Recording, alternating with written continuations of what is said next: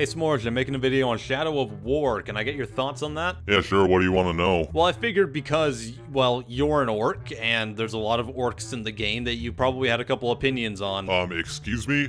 Hold on. First of all, those aren't orcs, those are oryx. There's a huge difference. Well, I mean, is there really, S'mores? Excuse me? Well, I mean, like, orcs, oryx, goblins, you know, they all kinda look very similar. Oh, you did not just f***ing say that. Middle-earth: Shadow of War is shaping up to be one of the most anticipated games of the past few years for me personally, because it actually seems like the developer Monolith gives a rat's ass about making a fun video game. The first game in the series, Shadow of Mordor, was a big surprise to the video game community. Many were expecting either an Arkham clone or a game resembling Assassin's Creed when the game was announced.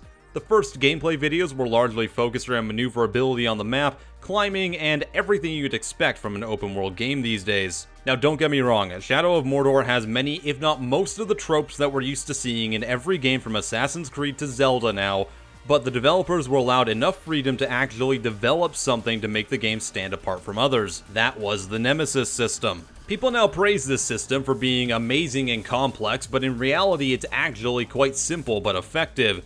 You kill specific enemies in the world, and an algorithm has a chance to bring them back afterwards with set effects applied like slashes, burns, and other disfigurements. Then the AI has a new set of dialogue that will loosely connect how you killed them with their physical scars. The same system's applied if you make an orc captain run away, or if you're killed by a normal soldier, thus making them a captain themselves and creating your own mini storyline with that character. The Nemesis system itself is what made me love Shadow of Mordor, not because the game is extremely complex, but because there was a degree of personalized storyline for each player to uncover and experience. The best part about the game was killing an orc and having him come back each time more and more bent on destroying Talion, all the while getting more powerful in the process. It's kind of like Batman and the Joker in a way. No matter how many times you put the clown away, he'll just get back on the streets at some point. And just like the relationship with bats and jokes, you form one with the orc captains, despite them being mostly two-dimensional characters. Hell, I think I felt more attachment to Urzog the Impaler than I ever did to any of the characters in Mass Effect Andromeda. Yeah, you can piss right off, Gil. Now that's not to say that Shadow of Mordor is a perfect video game. It has many problems that even the Nemesis system can't keep fresh forever. The maps in Shadow of Mordor were rather small, and you would find yourself in the same areas over and over. It took away feelings of exploration and wonder after about 10 hours of gameplay, and that's something I want in any Lord of the Rings game, and especially in anything open world. The difficulty curve dropped drastically after the middle of the game. Once fully upgraded, it was nearly impossible for Talion to die without effort on the part of the player. Even the Nemesis system itself could feel samey after a while, so your experience with the game was in a sense limited. However, the addition of it in a world still filled with glorified radio towers and collectibles under every single bridge made the game feel like it had something interesting over the competitors. This surprised a lot of people when the game came out. Many were expecting it to flop, seemingly including the publisher WB, who didn't send out review codes for the game until it was released. And despite what Bethesda might tell you, that's usually a sign that publishers don't have confidence in a game, so they want to hide it as much as possible so they can serve that slop on more people's plates. Nonetheless, Shadow of Mordor was praised as an enjoyable experience by many and managed to garner a good deal of respect from the gaming community as something that actually had some love put into it. And while the praise for Shadow of Mordor is largely deserved, a sequel would hopefully be able to iron out some of the complaints and add to the experience. Enter Shadow of War, announced last month. It's worth noting that I love when games are announced like this.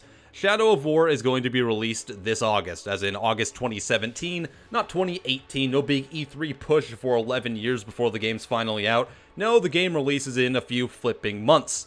It's almost like they learned from games like No Man's Sky or the plethora of Ubisoft titles released every 3 months. Because hype is great to a certain point, but that train loads up past capacity real fast, and then you run into problems even Thomas can't fix.